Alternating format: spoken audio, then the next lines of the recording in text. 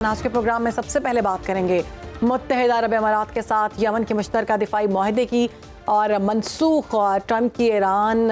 کو جنگی دھمکیوں کے حوالے سے سارے معاملات پہ بات کریں گے۔ یمن کے صدارتی کونسل کے سربراہ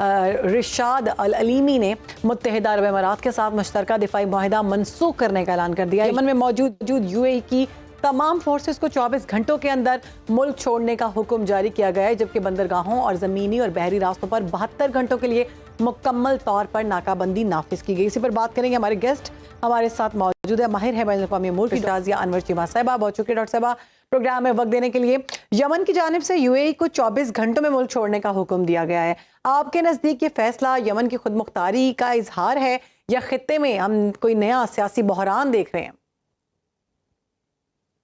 دیکھیں، یمن کی صورتحال کو سمجھنے کے لیے یہ سمجھنا ضروری ہے کہ یمن دو حصوں میں، اور جس یمن کی ہم ابھی بات کر رہے ہیں یہ علی عبداللہ صالح کے گروپ کا یمن ہے، اور اس کو ساؤتھ یمن بھی کہتے ہیں، اور یہ حکومت ان ایگزائل بنا کے بیٹھے ہوئے ہیں یا کچھ ان کے ریپریزنٹیٹیو وہاں پہ بھی ہیں۔ تو ان کا یو اے ای کے ساتھ معاہدہ تھا، اور یہ معاہدہ بھی ان کو اسی لیے درکار تھا کہ یہ دوسرے پورشن میں موجود جو انصار اللہ یا جس کو ہوتی فیکٹر کہتے ہیں ان کے ساتھ جنگ میں جو ہے وہ اسے استعمال کرنا چاہتے تھے۔ ریسنٹلی خبر یہ آئی کہ یو اے ای الیجڈلی جو ہے، اور یا یہ رومر ہے کہ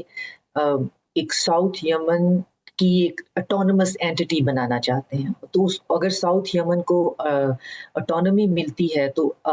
جو صالح گروپ ہے اس کا بیچ میں اتنا کردار جو ہے وہ دکھائی نہیں دیتا، اور اس پہ پھر جو باب المندیب اور گلف آف عدن ہے اس کی طرف جو ہے پھر اس کے لنکس جو ہیں لوگ جو ہیں وہ صومالی لینڈ سے بھی جوڑ رہے ہیں، اور پھر اس سب کے پیچھے جو ہے دیکھنے میں اور سمجھنے میں آ رہا ہے کہ وہی مغربی طاقتیں موجود ہیں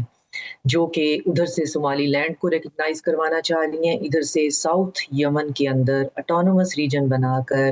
اس کے اندر بھی جو ہے وہ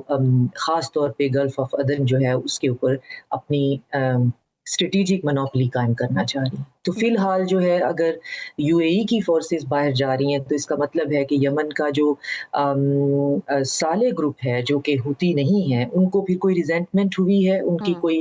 پہلے جو دوستی تھی جو کہ یو اے ای کی پوری فنڈنگ تھی، بیکنگ تھی ہوتی سے فائٹ کرنے کے لیے، اس میں کوئی پرابلم ہوا ہے۔ اور دوسرے چانسز یہ بھی ہو سکتے ہیں کہ کیونکہ ہمیں سعودی عربیہ اور یو اے ای میں بھی ایک رفت نظر آتی ہے یمن کو دیکھتے ہوئے، تو شاید پھر علی عبداللہ صالح کے جو لوگ ہیں ان کے گروپ کے، وہ تو اب حیات نہیں ہیں، تو انہوں نے سوچا ہوگا میرے خیال میں، میری انڈرسٹینڈنگ میں، کہ سعودی عربیہ کی بیکنگ جو ہے وہ زیادہ ہمارے لیے فروٹفل ہے، فیزیبل ہے، کیونکہ ہمارا الٹیمیٹلی مقابلہ تو اپنے ہی ملک کے اندر انصار اللہ سے ہی ہے، اور وہ جو سیکٹیرین تضاد بھی ہے، وہ جو یمنی ہوتی ہیں ان کی آپس کی لڑائی ہے، تو جو جس طرف جو ہے وہ یو اے ای جانا چاہ رہا ہے بالکنائزیشن یا ساؤتھ یمن کو ایک الگ سے اٹونومس ملک بنا دینے کا، اور پھر اس کے اندر یہ بات ہونا کہ آدھے فلسطینی ساؤتھ یمن میں آ جائیں گے اور آدھے جو ہیں وہ صومالی لینڈ میں شفٹ ہو جائیں گے۔ امریکہ کی جو ایران کو دھمکیاں دی جا رہی ہیں، میزائل اور جوہری پروگرام پر بڑھتی دھمکیاں ہم دیکھ رہے ہیں، کیا سمجھتی ہیں یہ ایک محدود سفارتی دباؤ ہے یا کسی بڑی عسکری کارروائی کا پیش خیمہ ہے؟ اور اگر اسرائیل امریکی حمایت میں ہمیں نظر آتا ہے فوری طور پر کارروائی کرتا ہے، تو اس سے مشرق وسطیٰ میں کون کون سے خطرات بڑھتے ہوئے دکھائی دے رہے ہیں؟ اسرائیل امریکہ وایا اسرائیل جو ہے وہ ایران پہ حملہ کرے گا، یہ تو 2-3 مہینے پہلے سے یہ بات ہو رہی ہے، اور تھنک ٹینک اس پہ ریسرچ پیپر بھی لکھ رہے ہیں، اور یہ باقاعدہ کہہ رہے ہیں کہ جی ایسا ہونا ہے۔ اب یہ کب ہونا ہے، آف کورس اس کی کوئی ٹائم لائن کسی کے پاس نہیں ہے، مگر سمجھنے میں یہ آ رہا ہے کہ جو ترکی ہے وہ بھی ایران کی طرف جو ہے اس کی بھی رقابت جو ہے وہ بڑھتی جا رہی ہے، تو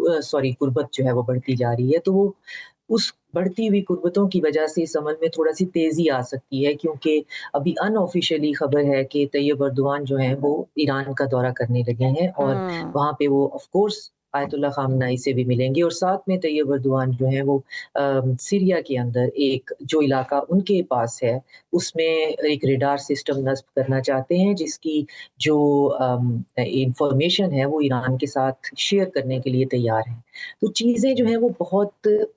ڈرامیٹیکلی انفولڈ ہو رہی ہیں چیزیں، یہ پوری ایسا لگتا ہے یہ جو دہائیاں ہیں 10 15 ایئرز یہ ایکسپوزے کا ٹائم ہے. جو چیزیں کبھی ہمارے سامنے نہیں آئی تھیں، گلف کی دراڑیں کبھی ہمارے سامنے نہیں وہ آئی، سامنے کھل آ کر ہمارے سامنے آ رہی ہے. کون کس ملک کے پیچھے ہے، کون کس کا ساتھ دے رہا ہے، کون جو ہے وہ ہپوکریٹ ہے، کون وہ اس طرح سے ہمیں کچھ کرنا ہی نہیں پڑ رہا، چیزیں اس طرح سے ہمارے سامنے آ رہی ہیں. تو ایران پہ اٹیک کے بارے میں تمام جو ڈیفینس اینالسٹ ہیں وہ متفق ہیں کہ ہونے کے چانسز ہیں.